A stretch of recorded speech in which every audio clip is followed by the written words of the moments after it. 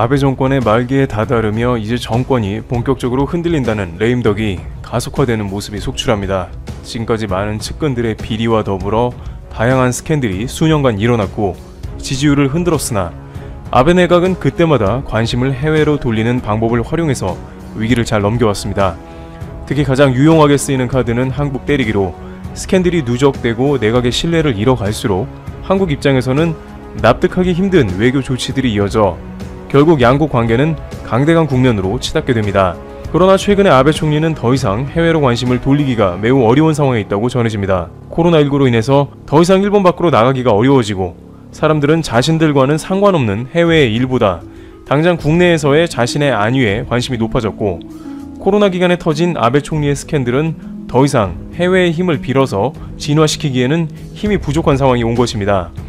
게다가 일본 내 코로나19가 잠시 진정되는 듯 하더니 봉쇄를 풀자마자 확진자가 급격하게 증가하는 모습을 보이고 있습니다. 결국 아베 총리의 지지율은 더 이상 힘을 받기가 어려워졌다는 것이고 이제 아베 내각을 받쳐주던 기존의 언론들마저 아베 총리를 비판하기 시작하며 지금까지 눌러왔던 속내들을 풀기 시작하고 있습니다. 특히 한국에 대한 의견이 자주 등장하는데 이제 양국은 더 이상 다투지 말자는 의견이 눈에 띄게 많아집니다. 아사히 신문은 양국의 다툼은 둘 다 손해라면서 이제 한일 간의 싸움은 멈춰야 한다고 설득합니다.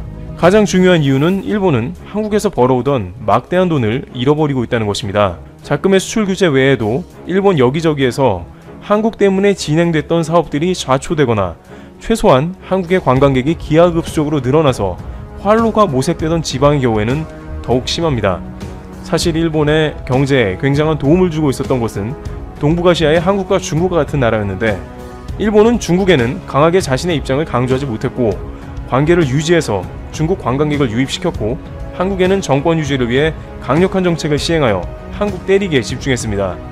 그러나 문제는 중국은 도쿄와 오사카 같은 대도시만 여행을 한다는 것이고 한국은 지방까지 많이 간다는 것으로 일본의 지방자치제에서는 아직까지도 크고 작은 후유증에 시달리는 것이 다방면으로 나오는 것이죠. 왜냐하면 일본 중앙정부는 지방정부와 일종의 재정 가르기 싸움을 지속적으로 진행 중이었기 때문입니다. 중앙정부도 재정이 부족하니까 지방을 떠받쳐줄 돈을 넉넉하게 지원해줄 수 없는 상황이 된 것입니다. 그렇기 때문에 일본 지방에서는 중앙정부와 어떤 일을 진행할 때 돈을 나눠서 내고 각종 산업을 진행하는데 그마저 돈이 없는 지방정부는 발만 동동 구르는 경우가 많았고 신사업을 진행하기에는 부담이 컸습니다. 이런 상황이 2015년 전후에 이어지고 있었는데 이때 극적으로 한국 여행객이 물밀듯 들어오게 된 것입니다. 이것은 일본의 지방공항을 무리하게 지었던 인프라 사업과도 맞물려서 지방공항을 활성화시켜보겠다는 일본의 지방공무원들이 한국의 저가항공사 관련해 보조금까지 지급해가며 관광을 유치하던 모험이었는데 의외로 대박이 나버렸던 엄청난 성과였던 것입니다. 일본의 지방에 한국 관광객의 자금이 수혈되기 시작했고 이것은 한국이 일본 중앙정부의 일을 덜어줄 정도로 일부 소도시에는 절대적인 힘이 되었던 것으로 파악됩니다. 일각에서는 일본이 진짜 크게 한 실수는 수출 규제를 자행한 그 뒤에 어떠한 일이 일어날지 예상 못한 자체라며 만약 일본 지방이 이렇게 어려움을 겪을 줄 알았다는 시뮬레이션이 등장했다면 한국 때리기를 안 했을 것이고 한국과의 약간의 외교적인 위기는 있더라도 협상하면서 일본 관광객 유치는 계속 했을 것이라는 말이 나옵니다. 만약 관계가 좋았다면 코로나19 이후에 가장 먼저 일본의 관광산업을 회복시켜줄 것은 한국이기 때문입니다. 한국은 저가항공사가 일본 지방 곳곳의 소도시까지 완벽하게 취항을 하고 있는 준비된 교통편이 있고 방역까지 타국에 비해서 잘하고 있으며 무엇보다도 한국 정부가 오픈되어 있다는 것이 크다는 것입니다. 일본이 한국의 수출 규제나 백색 국가 제외 그리고 남북 관계에 있어서의 지속적인 회방 놓기 등의 외교적 강경책을 보여주지 않고 한국과는 일본의 속내가 어떻든 간에 좋게 지냈어야 했다는 것입니다. 일본의 재정 규모가 적은 소도시들은 한국이 없어 각종 어려움을 당하는 일이 실제로 많은 것입니다. 한국이 수년간 뿌렸던 경제적인 자양분을 거두자 지방에서 정치적 갈등까지도 일어나고 있습니다. 예를 들어 서일본의 신칸센 연결 문제는 한국이 깊숙이 관여되어 있었다는 것은 한국인은 잘 모른다는 것이죠. 서일본에서 연일 신칸센 문제가 대두되면서 그 와중에 한국의 빈 공간이 아쉽다는 목소리가 나왔던 것입니다. 2022년에 새로 오픈하는 큐슈 신칸센의 니시 큐슈 노선은 비용 문제로 착공하기가 어려워진 겁니다. 서일본의 사가현은 신칸선 착공 문제가 부담스러워 오랫동안 진행하지 않으려고 애를 써왔습니다. 이 노선을 지어봤자 수혜자는 결국 사가현이 아니고 사가현의 남부에 있는 큰 도시인 나가사키가 될 것이기 때문에 사가현 지사는 각종 공사에 있어서 지금까지 난색을 보여왔습니다. 그래서 결국 2022년 풀규격 신칸센에 도입을 하지 않기로 했는데 또 다른 문제가 생긴 겁니다. 재래선의 관리 비용이 2배로 뛰어버린 것입니다. 원래 연간 관리 비용이 2억 3천만 엔인데 이것을 나가사키현과 1대2로 나눠서 내기로 한 것입니다. 그런데 비용이 2배로 증가할 것으로 산출된 데다가 나가사키현은 1대1로 부담하자고 나오는 것입니다. 사가현이 곤란해하는 이유는 세입이 넉넉하지 않은 데다가 한국 관광객이 급격하게 줄어버리는 것이 큰 원인입니다. 그나마 이 라인을 착공하기 위해서는 사가공항을 통해서 들어오는 한국인의 수입이라도 있어야 지불이 가능합니다. 사가현 야마구치 지사는 줄곧 사가현은 한국에서 헤엄쳐서 올 정도로 가까운 곳이라고 농담을 던질 정도로 한국 관광객 목액에는 자신이 있었고 실제 동일본 대지진 이후 6년간 기존보다 1000% 한국인이 폭증하게 됐습니다. 그러나 작년 7월 말에 기자간담회를 따로 열어 솔직히 수출 규제 이후 매우 어려운 상황이라고 호소를 한 것입니다. 일각에서는 그럼 그냥 신칸센 라인을 거절하면 되는 게 아니냐고 얘기하는데 정치적 문제가 얽혀 있습니다. 왜냐하면 이 라인을 유치하려고 나가사키 관계자는 물론이고 여당인 자민당에선 협박을 하기 때문입니다. 야마구치 의원은 여당으로 구성된 규슈전 검토위원회에 호출되어 계속해서 해당 노선을 풀규격으로 바꾸자는 제안을 받고 실제 자민당 다니가와 야이치 중의원이 와서 으름장을 놓으며 나가사키까지 노선을 요구했습니다. 그러나 야마구치 의원은 가능하지도 않고 사가현에서는 할 수 없다고 대답하자 다니가와 의원은 사가현 지사는 꼭 한국 같다, 말이 안 통한다고 막말을 하기도 했습니다. 자민당 입장에서는 사가현의 야마구치 지사가 눈에 가시니까 한국이나 북한처럼 답답하다며 언론 플레이를 하는 것입니다. 사가현 야마구치 지사는 2015년 아베 재집권에도 불구하고 지방에서 돌풍을 일으키며 사가현 지사에 당선된 무소속 의원으로 나가사키와는 사이가 안 좋은 상황인 것입니다. 야마구치 지사는 재정 기반이 약한 사가현에 더 이상 정부의 막무가내식 재정 쥐어짜내기는 용납할 수 없다는 것이죠.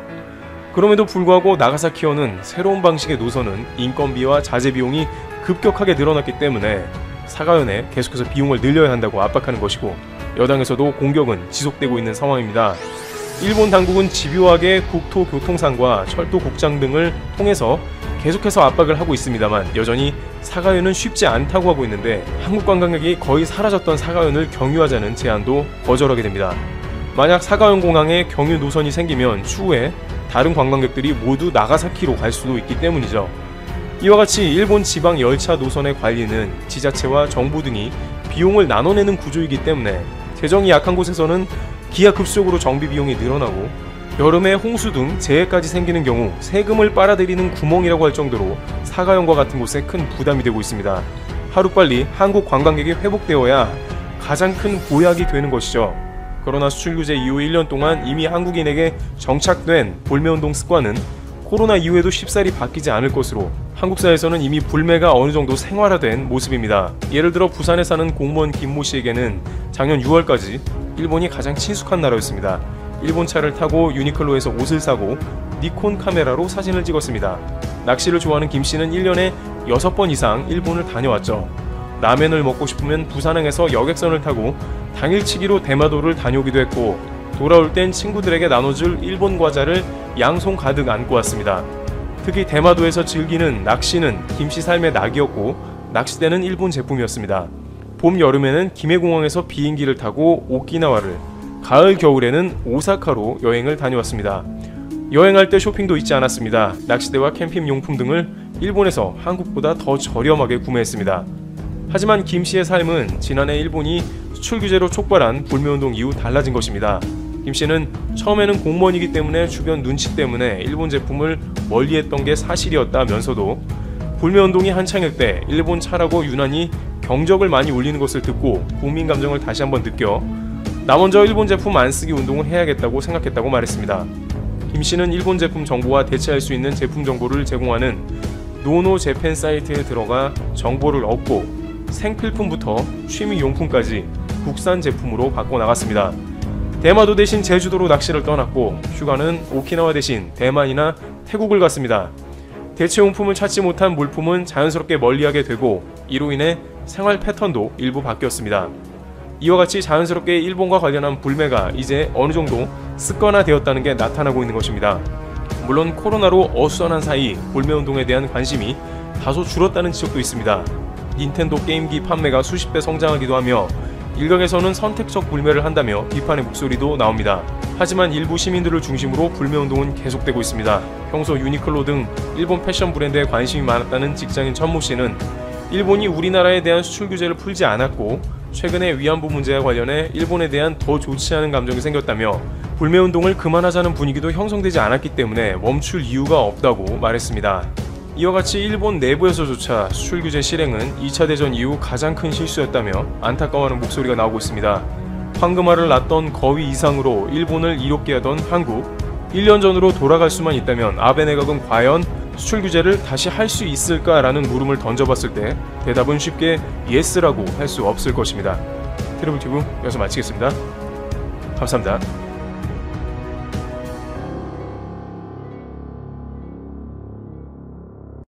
중국의 입지가 점점 좁아지고 있습니다. 이제는 아시아에서의 영향력도 크게 줄어드는 모양새입니다. 중국은 현재 인도 및 동남아시아의 여러 국가들과 영토 분쟁을 벌이고 있습니다. 특히 인도와는 라다크 국경 지역에서 지난해 5월부터 최소 3차례 이상의 유혈 분쟁을 벌였습니다. 두 나라는 이후 교류를 거의 끊다시피 하고 있죠. 역사상 가장 갈등이 큰 상황입니다. 그런데 최근 중국이 인도와의 관계 개선에 적극적으로 나서고 있습니다. 바이든 정부가 미국, 호주, 인도, 일본 4개국의 안보연합체 쿼드를 바탕으로 중국을 압박하려 하자 인도를 달래려는 것입니다. 이는 쿼드에 맞서겠다는 의도로 분석할 수 있습니다. 중국은 특히 브릭스 정상회의를 통해 미국 주도의 다자주의 동맹에 대항하겠다는 의지를 강조하고 있습니다.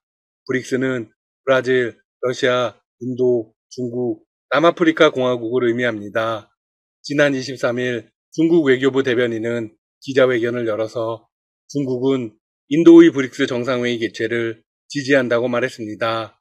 같은 날 관영 글로벌 타임스도 양국 분쟁이 브릭스 정상회의 개최에 영향을 주면 안 된다고 가세했습니다. 또한 중국은 국경지대에서 철군을 완료했다고 공식 발표했습니다.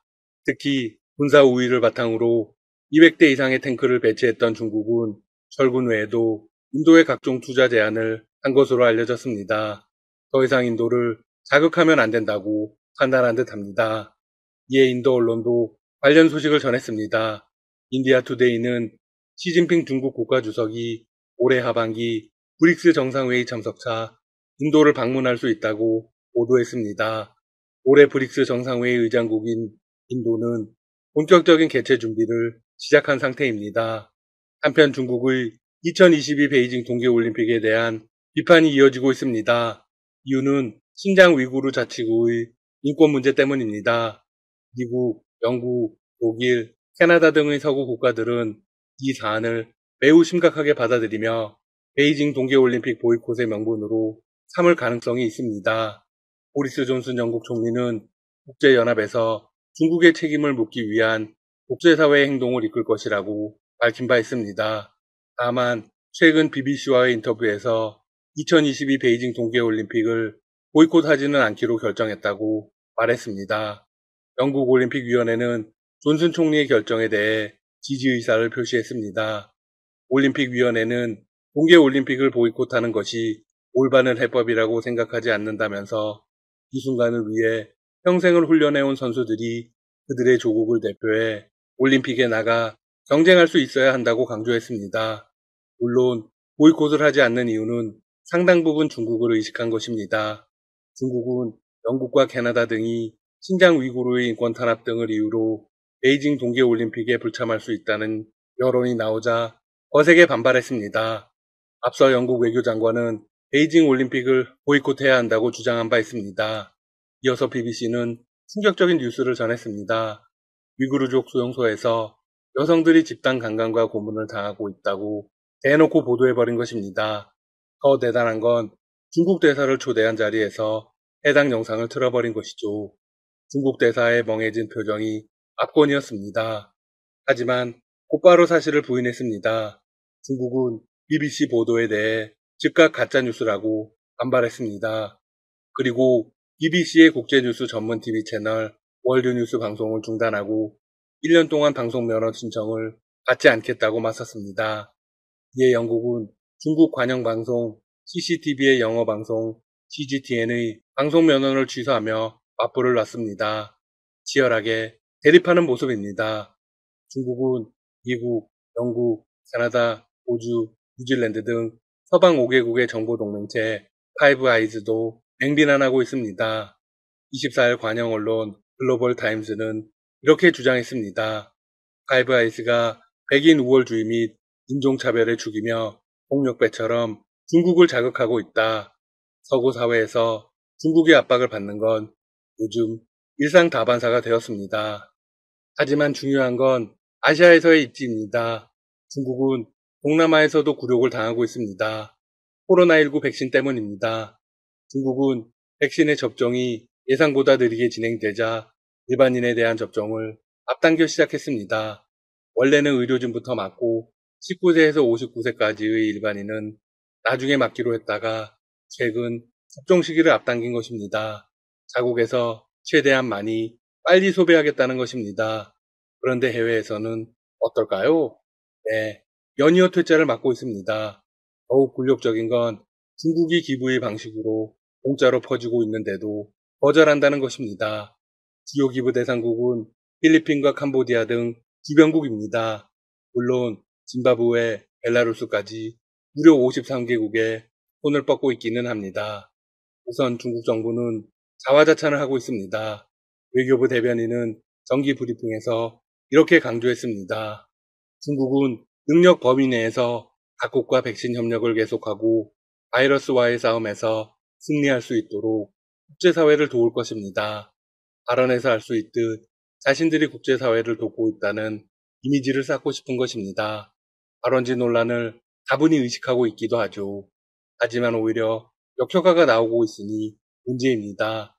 가장 먼저 반기를 든 나라는 두테르테가 다스리는 필리핀입니다. 필리핀은 중국이 기부하는 백신 60만 회분을 일선 의료진에게 놓지 않겠다고 공식 발표했습니다. 이어서 중국산의 예방 효과가 50%에 그쳤다며 대놓고 불신을 드러냈습니다. 그러면 중국산 제품을 그냥 버리는 걸까요?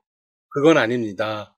왜냐하면 필리핀은 물량이 매우 부족하기 때문입니다. 필리핀은 중국 제품을 건강한 18에서 59세 성인에게만 접종할 것이라고 밝혔습니다. 이와 관련해 대통령궁 대변인은 이렇게 말했습니다. 건강한 경제 여건과 군인들이 우선 접종 대상이 될 것이다. 10만 회분은 군인들에게 배정됐다. 의료진은 안 맞을 거라는데 군인들에게는 접종을 시키네요. 이에 대해 대변인은 더 황당한 답변을 내놓았습니다. 아무 예방 조치를 하지 않는 것보다는 그래도 낫다. 아니라고 무책임한 태도입니다. 아마 한국이었으면 난리가 났을 겁니다. 한편 필리핀의 논란은 여기서 끝이 아닙니다. 고위 관료가 영국과 독일에서 백신을 받는 조건으로 자국의 간호사를 많이 보내겠다고 밝혀서 한바탕 난리가 났습니다. 간호사들은 우리를 상품 취급하지 말라고 반박했습니다. 물론 이 제안은 백신 부족에 시달리는 필리핀 정부가 보육지책으로 내놓은 것으로 보입니다. 곧 중국이 기증한 백신이 도착할 예정이지만 필리핀은 1억 4,800만의 분량의 백신을 확보하기를 바라고 있는 데다 중국산에 대한 불신이 크기 때문입니다. 영국과 독일은 필리핀의 제안에 어떤 답을 내놓았을까요? 대변인 성명을 통해서 이렇게 말했습니다. 필리핀 측 제안에 응할 계획이 없다. 아무튼 중국이 백신 외교에 열을 올리고 있지만 큰 효과를 발휘할 수 있을지는 미지수입니다.